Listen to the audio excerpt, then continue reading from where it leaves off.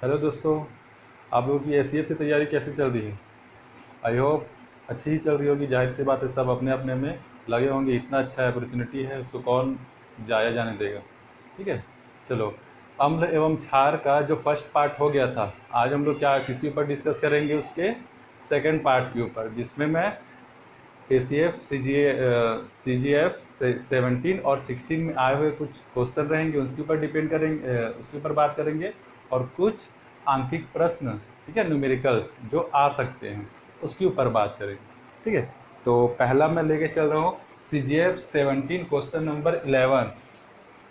CGF 17 question number 11 set D.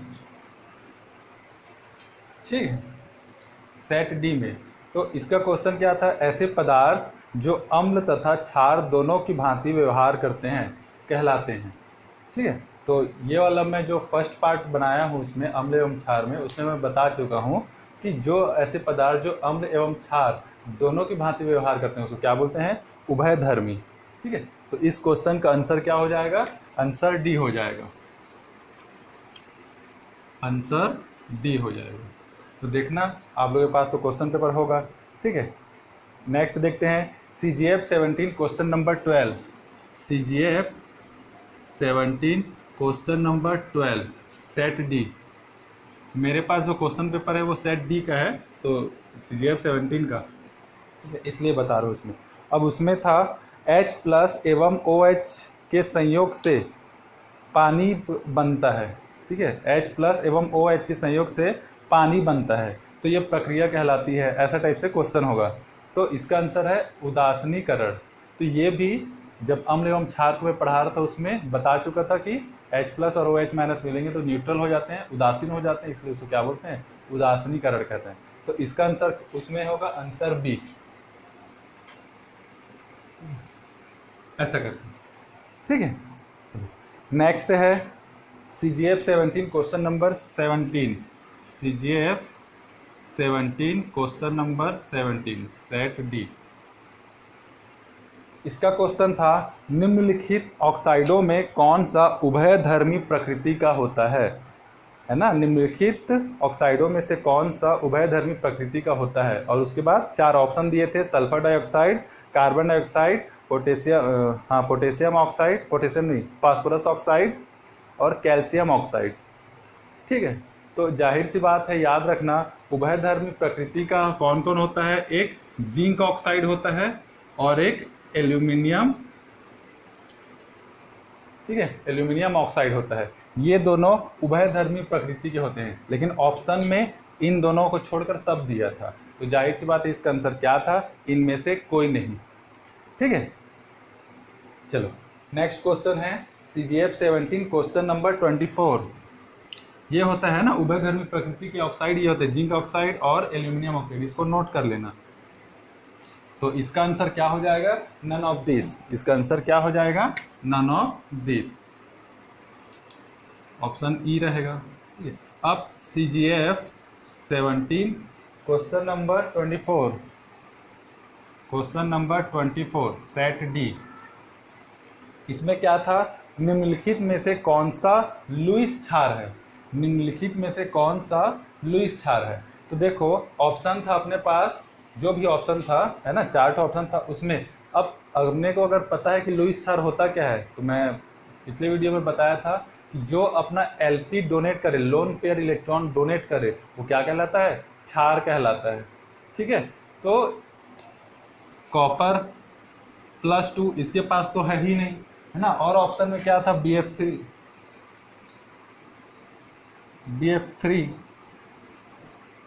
और option में था निकिल और कार्बन मोनोऑक्साइड। तो देखो इसमें क्या था, BF3 क्या करता है, लोन पेयर इलेक्ट्रॉन को लेता है, मतलब ये एसिड है, और अपने को पूछा क्या था उसमें, क्षार पूछा था, वो भी लुईस वाला। निकिल ये तो एक एलिमेंट है, इसके पास एलपी है ही नहीं। कार्बन मोनोऑक्साइड के पास क्या रहता है, ऑक्सीजन के पास 2 एलपी रहते हैं, तो ये ऑक्सीजन क्या करेगा, अपना एलपी किसी को डोनेट कर देगा, जिसको जरूरत होगी उसको डोनेट कर देगा, तो ये क्या कहलाता है, लुईस क्षार कहलाता है। ठीक है, तो इसका आंसर क्या हो जाएगा, आंसर डी हो जाएगा, इस वाले का आंसर डी हो जाएगा। क्लियर। तो ये भी मैं पिछले वाले वीडियो में कवर कर चुका हूँ। तो अपन अभी नेक्स्ट चलते हैं, मिटा रहा हूँ इतना को।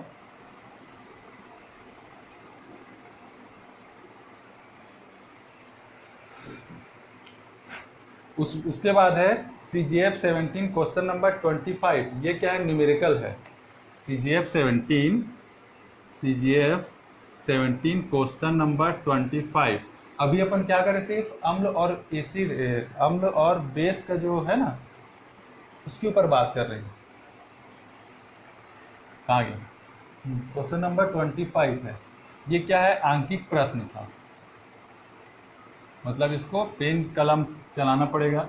ये है सेट डी का, ठीक है। इसमें दिया था 0.1 नॉर्मेलिटी का सोडियम हाइड्रोक्साइड विलयन का पीएच होगा, ऐसा करके दिया था, ठीक है। तो इसका आंकिक प्रश्न, इसको मैं अभी बताऊंगा बाद, इसी वीडियो में अभी बताऊंगा, इसलिए अभी इसको मैं नहीं बता रहा हूँ। अभी क्या करना है, जो 1 लाइन में हो जाए उसको मैं कवर कर रहा हूँ, ठीक है। तो चलो नेक्स्ट वाले में चलते हैं। उसके बाद है CGF 17 क्वेश्चन नंबर 26। CGF 17 इसका आंसर 13 होगा, है ना। देख लेना कौन से ऑप्शन में है, ये कौन से ऑप्शन में था, ऑप्शन नंबर डी, ठीक है, ऑप्शन डी। अब देखो CGF 17 set D question number 26। Question number 26, निम्नलिखित में से कौन सा कथन सही है करके दिया है ना। उसमें NH3 से CH4 अधिक अम्लीय है, ऐसे करके 4 ऑप्शन दिए हैं। तो किसी का अम्लीयता, कौन बड़ा अम्लीय है कौन छोटा अम्लीय है, उस चीज को कैसे डिनोट करते हैं, ये भी मैं प्रीवियस वीडियो में बता चुका था, है ना। जो जितना कोई अम्ल जितना जल्दी H+ आयन दे दे, कितना ज्यादा दे रहा है उससे मतलब नहीं है, कितना जल्दी H+ आयन दे दे वो उतना ही ज्यादा क्या रहता है, एसिडिक रहता है। तो जाहिर सी बात है H+ आयन मिलने के लिए वो कंपाउंड से टूटना चाहिए उसको। तो किसी का ये बॉन्ड जितना लंबा रहेगा वो उतना ही जल्दी क्या होगा, टूटेगा, ठीक है, और उतना ही जल्दी H+ आयन देगा। तो जितना जल्दी H+ आयन देगा वो उतना ही एसिडिक है। तो ये जो ऑप्शन था उसमें इसका आंसर था नन ऑफ दिस, ठीक है। इसका आंसर क्या हो जाएगा, आंसर ए, है ना, नन ऑफ दिस था, ठीक। तो ये भी मैं कवर कर चुका हूं, इसलिए उसको मैं नहीं बता रहा हूं, ठीक है। अब देखो नेक्स्ट है CGF 17 question number 27। CGF 17 set D question number 27। मैं लिंक में प्रीवियस वीडियो का डिस्क्रिप्शन में क्या कर दिया हूँ, प्रीवियस वीडियो का लिंक को डाल दिया हूँ, उसको देख लेना, पूरा उसमें डिटेल्स में बताया हूँ, ठीक है। क्वेश्चन नंबर 27 में क्या है, विशुद्ध पानी में CH3COONA, ना, ये क्वेश्चन था। विशुद्ध पानी में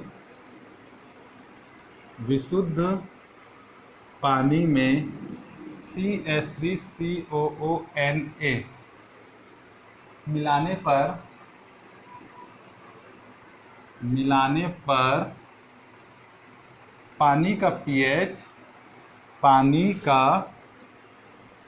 pH में परिवर्तन, ठीक है। अब देखो इसमें क्या बोला था, जो pH परिवर्तन होगा वो क्या होगा बोल के 4 ऑप्शन दिया था। तो इसका आंसर है ऑप्शन नंबर ए, इसका आंसर है ऑप्शन नंबर ए। जो pH है वो क्या हो जाएगा, ग्रेटर देन 7 हो जाएगा, ग्रेटर देन 7 हो जाएगा। और अगर किसी का pH ग्रेटर देन 7 होता है, इसका मतलब क्या है, वो बेसिक नेचर का हो जाता है, क्षारीय नेचर का। तो ये हुआ कैसे, देखो ये CH, इसको डिस्क्राइब कर रहा हूँ, CH3COOH, ये क्या है, एक बहुत ही दुर्बल अम्ल है, बहुत ही दुर्बल अम्ल है। क्या है, बहुत ही दुर्बल अम्ल है। ये बहुत ही दुर्बल अम्ल है मतलब क्या रहेगा, H+ आयन में टूटने का ये क्या नहीं रखेगा, ये मतलब जल्दी से H+ आयन नहीं टूटेगा। तो अगर मैं क्या करता हूँ, CH3COONA, ये क्या है, इसी का सॉल्ट है, सोडियम का एसीटेट है ये, है ना, मतलब इसी से H प्लस आयन कभी टूटा होगा तो कौन जुड़ा है, सोडियम। तो देखो ये दिल पे पत्थर रख के H प्लस आयन टूटा होगा इसमें, तो मैं इसको किसमें घोल रहा हूँ, पानी मिलाने पर, मतलब इसको क्या प्रोवाइड कर रहा हूँ, H प्लस और OH माइनस प्रोवाइड करूंगा, तो ये क्या करेगा, जल्दी से इस H प्लस आयन को क्या कर लेगा, ले लेगा, और ये सोडियम किसके साथ जुड़ जाएगा, इसके साथ। तो क्या बन जाएगा, CH3COOH प्लस NaOH। तो अपना जो विलयन है उसके अंदर मुझे क्या मिलेगा, एक दुर्बल अम्ल और एक, अच्छा इससे तो कम से कम बड़ा है ये, क्षारीय, ठीक है, ये क्या है, अम्ल लेकिन दुर्बल अम्ल है ये, ठीक है, और ये इसके कंपेयर में क्या है, ज्यादा क्षारीय है, क्षारीय है, प्रबल क्षारीय, ऐसा करके।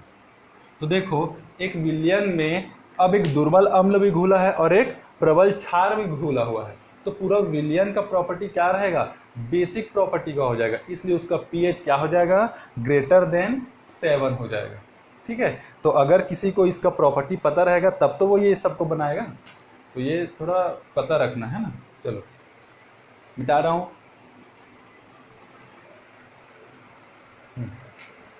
इसको मिटा दे रहा हूं ना। इतने सारे अम्ल और क्षार, एसिड एंड बेस के क्वेश्चन इतने सारे आए थे CGF 17 में, ठीक है। अब देखते हैं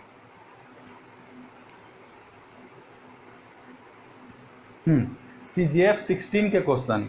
CGF 16 में क्या आया था, question number 2, question number 2 set B, CGF 16 question number 2, sorry 8,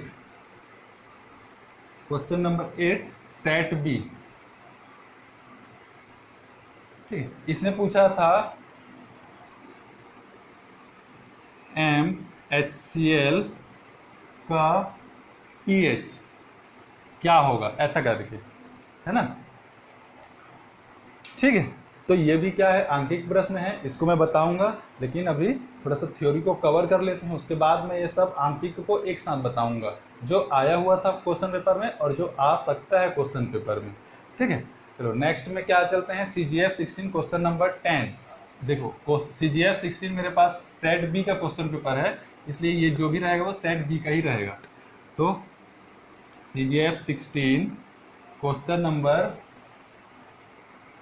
number 10, ठीक है। इसमें पूछा था 25 डिग्री ताप पर जल का pH 7 है, यदि जल को 70 डिग्री ताप पर गर्म किया जाए, ठीक है, गर्म किया जाए तो क्या होगा, 4 ऑप्शन दिए थे और उसका आंसर है ऑप्शन नंबर डी। आंसर क्या है, डी। क्या है, pH घटेगा तथा विलयन उदासीन रहेगा, pH घटेगा तथा विलयन उदासीन रहेगा।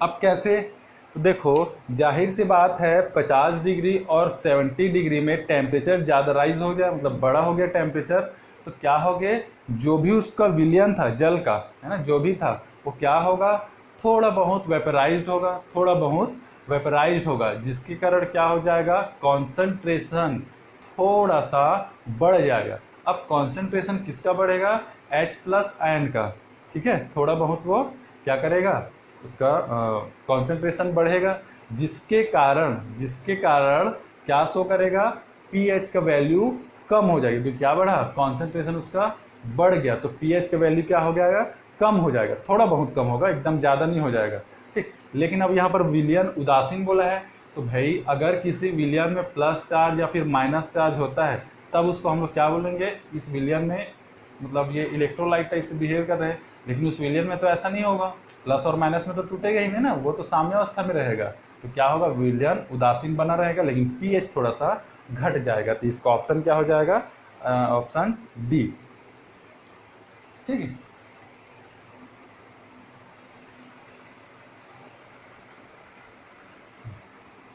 मिटा रहा हूं इसको,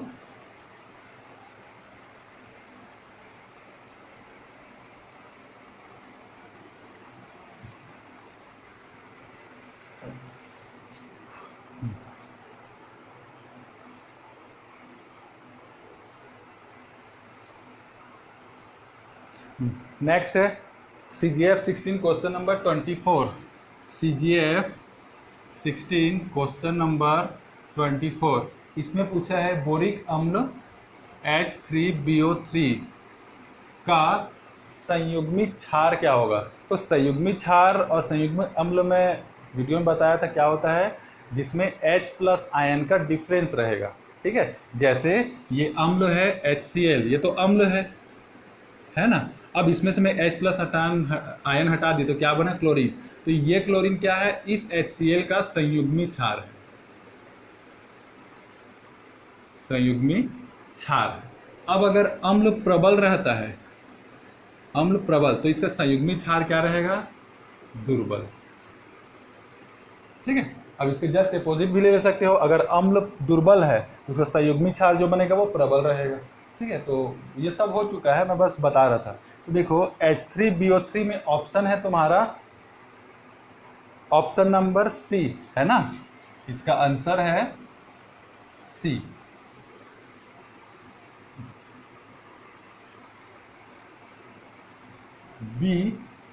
BOH4 माइनस। तो देखो ये क्या है, एक ऑक्सो एसिड है, याद रखना, ऑक्सी अम्ल। ठीक, तो ऑक्सी अम्ल थोड़े स्पेशल टाइप से अम्ल होते हैं। ये क्या करेंगे, ये जो अपन संयुग्मी अम्ल संयुग्मी क्षार के जो पढ़े ना H+ आयन, देखो ऑप्शन में दिया है ऑप्शन नंबर ए, तो जल्दी से कोई भी क्या मारेगा, ऑप्शन नंबर ए को ही मारेगा। लेकिन जिसको पता हो कि H3BO3 क्या है, एक ऑक्सो एसिड है, ऑक्सी क्या बोलते हैं इसको, ऑक्सी अम्ल। ठीक है, शायद हिंदी में यही बोलते हैं, मुझे उतना पता नहीं हिंदी का।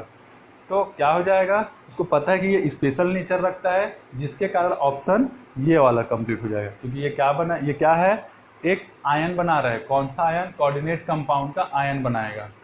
ठीक है, तो इसलिए आंसर होगा। तो इसको उतना डीपली पढ़ना, जिसको डीपली पता रहेगा वही ये बना पाएगा, वरना नहीं बना पाएगा। पता नहीं सिलेबस को इन लोग क्या सोच के बनाते हैं। ठीक है, नेक्स्ट है CGF 16 क्वेश्चन नंबर 19। इसमें मैं इसको भी बता चुका हूँ, CGF 16 question number 19। Acetic acid की तुलना में क्लोरो एसिटिक एसिड एक प्रबल अम्ल है, इसकी व्याख्या की जा सकती है करके। ठीक है, तो मेरे प्रीवियस वीडियो में इसको बताया हुआ हूँ, है ना। प्रेडिक प्रभाव जिसको पता होगा वो इसका आंसर बता सकता है। ठीक है, चलो ये तो बस ओवरव्यू था, जितना क्वेश्चन हो चुका है, फिर जितना क्वेश्चन आया है उसी का। तो अब अपन चलते हैं थोड़ा बहुत आंकिक प्रश्न के ऊपर। ठीक है, अगर आते, देखो इससे क्या आएगा, सिंपल क्वेश्चन ही आएंगे बस, लेकिन कॉन्सेप्ट बेस्ड रहेंगे, आंकिक प्रश्न। ठीक, तो सबसे पहले थोड़ा सा एक वो याद रख लो, धातु, मैं कुछ लिखा दे रहा हूँ उसको याद रखें, क्या पता इससे क्वेश्चन आ जाए। धात्विक ऑक्साइडों की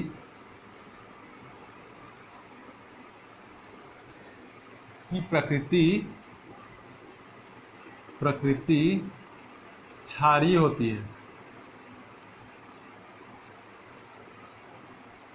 है ना। और अधात्विक ऑक्साइडों की प्रकृति अम्लीय होती है। अम्लीय कैसे लिखते हैं, ऐसे लिखते हैं शायद, इस तरफ लिखते हैं, अम्लीय होती है। ठीक है, एग्जाम्पल में क्या याद रखोगे, एग्जाम्पल में जैसे इसके लिए कॉपर ऑक्साइड, मैग्नीशियम ऑक्साइड, ये सब ये क्या रखेंगे, क्षारीय प्रकृति के रहेंगे। लेकिन अधात्विक ऑक्साइड जैसे कार्बन डाइऑक्साइड, ठीक है, B2O3, ये सब क्या है, अधात्विक ऑक्साइड हैं, और इनकी प्रकृति क्या रहती है, अम्लीय रहती है। कार्बन, ठीक है, तो ये कार्बन डाइऑक्साइड तो अपन जानते ही हैं क्या है, अम्लीय नेचर का। तो इसको कौन इसी कार्बन डाइऑक्साइड को कौन एक्सप्लेन नहीं कर पा रहा था, ब्रॉन्स्टेड, लॉरी, इन लोग। तो इसको कौन बताया, लुईस बताया। ठीक है, चलो अब क्वेश्चन करते हैं। n/100, मिटा रहे हैं इसको,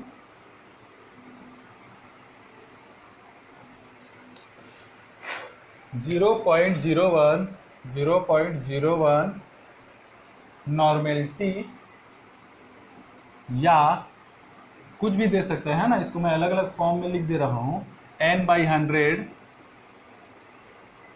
या 0.0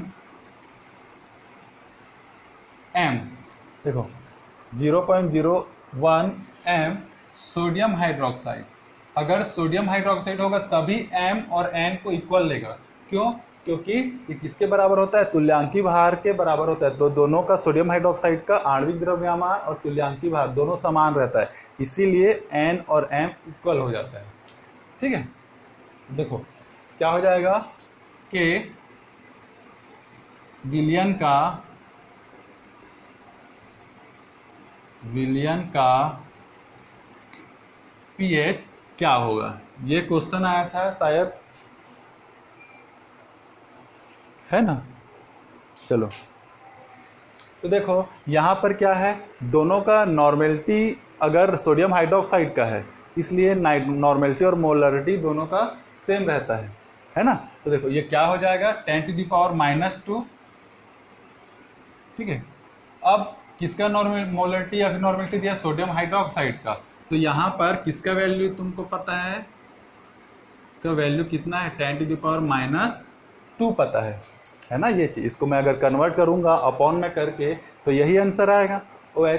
अब अपने को इस फॉर्मूला को याद रखना, किसी भी विलयन का pH, मतलब चाहे वो बेसिक हो चाहे वो एसिडिक हो, अपन क्या फाइंड करते हैं? pH ही फाइंड करते हैं।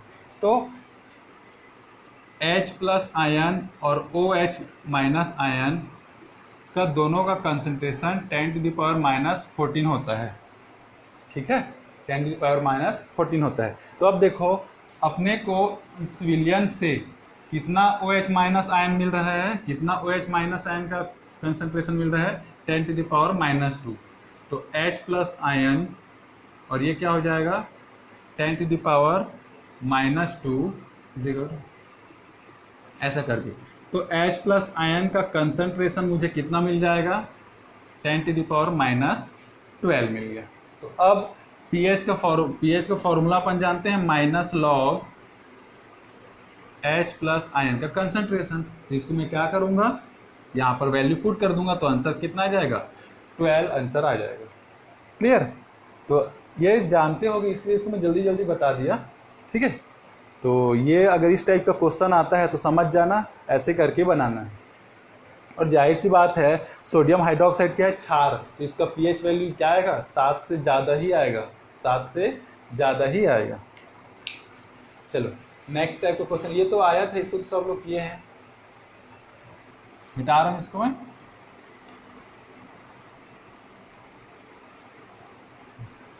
अब क्या है, 10⁻⁻8 m HCl का pH ज्ञात करो। ये आया था क्वेश्चन, है ना, ये आया था क्वेश्चन, उसमें आया था शायद ये 16 में।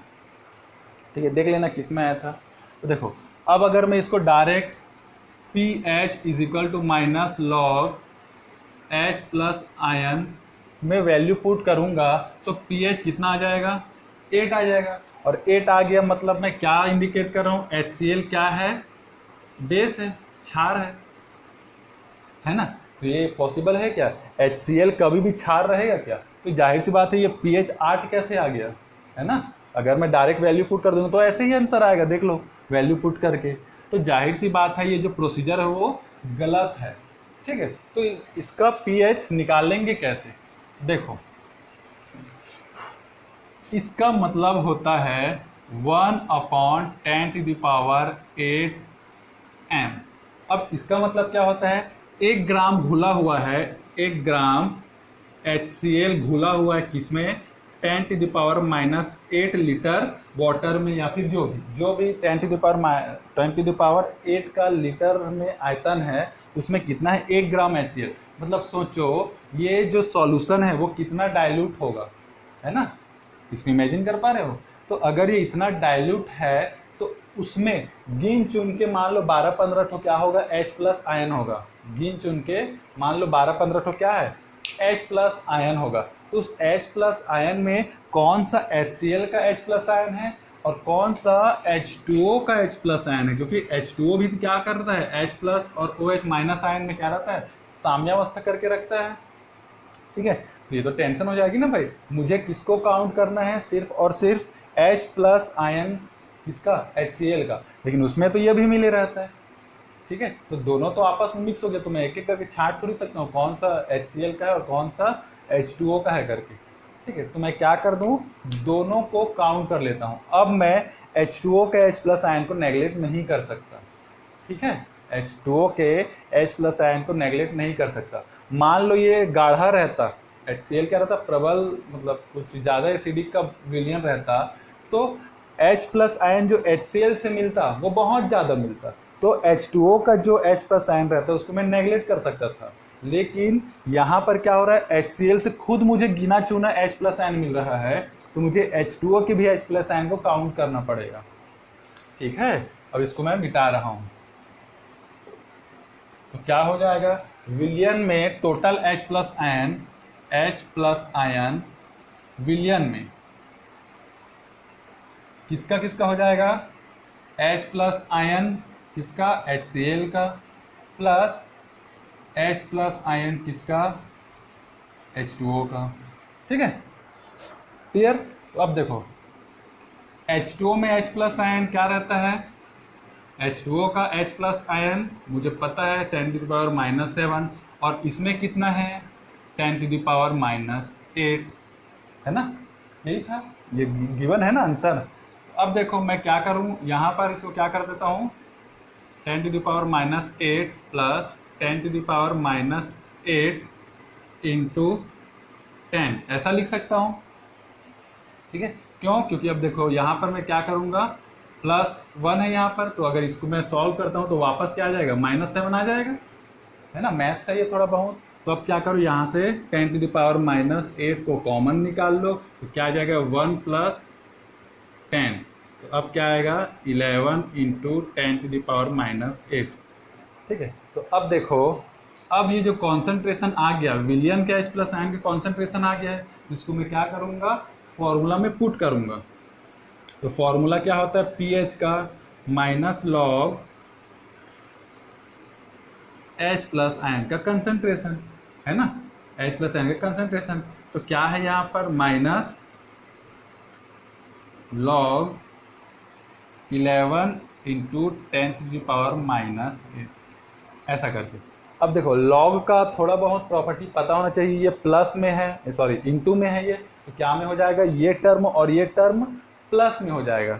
ठीक है, तो क्या हो गया, ये माइनस लॉग 11, अब देखो प्लस में है तो इसको मैं ब्रैकेट में कर लेता हूँ या फिर माइनस कर देता हूँ डायरेक्ट, समझ रहे हो, ऐसा करके इस वाले को कर दे रहा हूँ, है ना, डायरेक्ट में वो नहीं कर। अब ये क्या हो जाएगा, लॉग 10⁻⁻8 ऐसा करके। ठीक है, ऐसा कर देता हूँ, ब्रैकेट कर देता हूँ, ब्रैकेट यूज करेंगे तो ज़्यादा सही है। ये माइनस को बाहर रखो, ये क्या हो जाएगा, प्लस में आ गया। अब माइनस को मैं अंदर मल्टीप्लाई करता हूँ तो थोड़ा मैथ टाइप से लगेगा, मिटा रहा हूँ, ऊपर बना दे रहा हूँ। अब देखो लॉग में वैल्यू लिखा दे रहा हूँ, लॉग 1 का वैल्यू होता है 0, लॉग 10 का वैल्यू होता है 1 और लॉग 20 का वैल्यू होता है 1.30। ठीक है, ये तीनों को याद रखने से हर न्यूमेरिकल बन जाएगा बिना लॉग, अगर कहीं पर लॉग वाला आता भी है तो भी बन जाएगा। तो देखो यहाँ पर क्या आ रहा है, ये log 11 है, तो भाई जब log 10 का वैल्यू क्या है 1 है और log 20 का वैल्यू क्या है 1.10 है, तो ये log 11 इन दोनों के बीच का है, जाहिर सी बात है। तो इसको मैं क्या मान सकता हूँ, ऑलमोस्ट 1.1 ले लेता हूँ या फिर 1.2 या फिर 1.001 भी ले सकते हैं। तो मैं कुछ भी रैंडमली ले रहा हूँ, माइनस 1.1 ऐसा करके। अब इस माइनस को अंदर मल्टीप्लाई किया, ये क्या आ गया ऐसा करके। अब ये क्या हो जाएगा, मल्टीप्लाई ऐसा, है ना। और log 10 की वैल्यू क्या होती है 1, इसको तो जानते ही हैं। तो अब इसका वैल्यू क्या हो जाएगा, माइनस इसमें 1 पॉइंट हट जाएगा तो 7, 6.1 है तो मान लो 9 करके ऐसे, ठीक है। 6.9 क्या आएगा, pH वैल्यू आएगा। दिख रहा है क्या, नहीं दिख रहा है, चलो रुको। ये इसका वैल्यू को याद रखना, ठीक।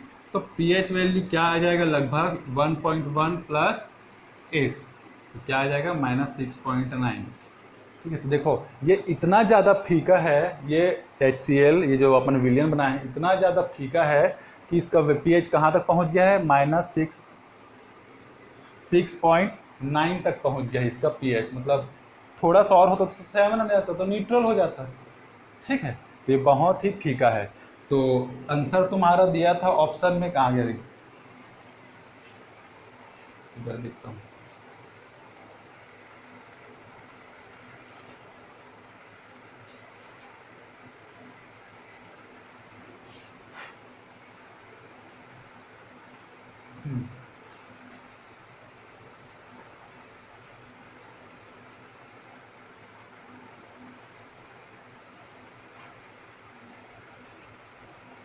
हाँ, तो आंसर ऑप्शन तुम्हारा दिया था 8, 7, 6 और नन ऑफ दिस, है ना, या फिर और कुछ था नन ऑफ दिस ऐसे करके। तो देखो 6.9 मतलब क्या है, लगभग बोला था ना, वो क्वेश्चन में लगभग मान बोला था। तो भाई 6.9 लगभग भी तो 7 है, तो इसको आंसर क्या लिया था, वो सी लिया था। जबकि आंसर होना क्या चाहिए, 6.9 है, मतलब ऑलमोस्ट क्या है वो 7 आ जाएगा, ठीक है। तो भाई कोई 6.9 को कोई 6 लेगा कि 7 लेगा, जाहिर सी बात है 7 लेगा। लेकिन आंसर क्या लिया था आयोग, 6 लिया था, ठीक है। तो ये अपने PSC वाले हैं, PSC का कोई भरोसा नहीं है, कोई वो कुछ भी कर सकता है, माई बाप है हम लोग, नौकरी दे रहे हैं मतलब कुछ भी करेंगे, ठीक है। तो ये तो था तुम्हारा जो आया हुआ क्वेश्चन था, है ना। एक क्वेश्चन है 12 pH के 1 लीटर सोडियम हाइड्रोक्साइड विलियन में 12 pH के सोडियम हाइड्रोक्साइड विलियन प्राप्त करने के लिए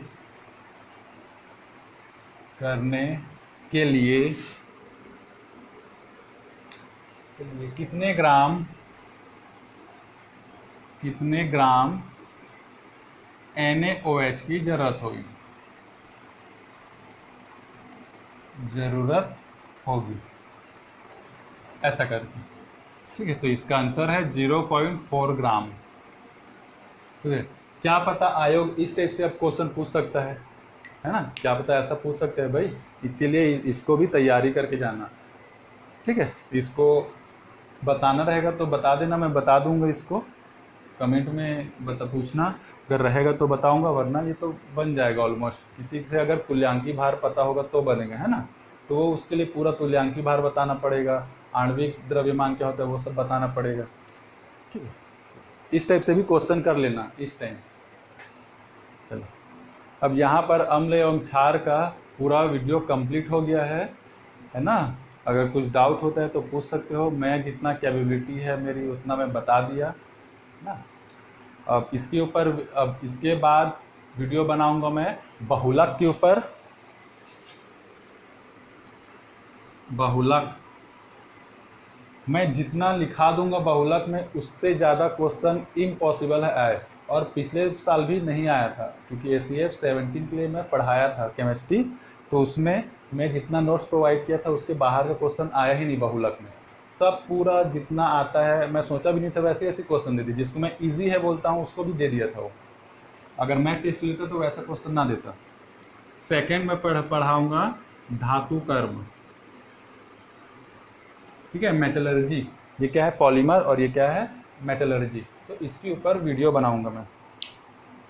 ठीक है, कुछ नहीं है, बहुलक को याद रखने का है, जितना मैं लिखाऊंगा उतना लिख लेना, क्वेश्चन उसी से आए हैं, दोनों पेपर में मिला लेना। धातु कर्म में जितना अयस से बताऊंगा पूरे, कैसे कैसे, किसको कैल्सिनेशन बोलते हैं, किसको रोस्टिंग बोलते हैं, है ना, भर्जन, रोस्टिंग, कैल्सिनेशन को क्या बोलते हैं, निस्तापन, ये किसको बोलते हैं, कौन से अयस को बोलते हैं, वो ट्रिक के साथ पूरा धातु कर्म में बता दूंगा, कवर हो जाएगा। ठीक है, एक वीडियो में बहुलक कवर हो जाएगा और एक वीडियो में धातु कर्म कवर हो जाएगा। ठीक है, तो अम्ल क्षार बहुत इंपॉर्टेंट, इसको पढ़ना, फिर इसके बाद इसको देखेंगे। चलिए, थैंक यू। अगर थोड़ा बहुत भी हेल्प हुआ होगा तो लाइक करना, और अगर कुछ डाउट होगा तो मैसेज करना, बताएंगे उसको। ठीक है, चलो धन्यवाद। ऐसा नहीं हो रहा है।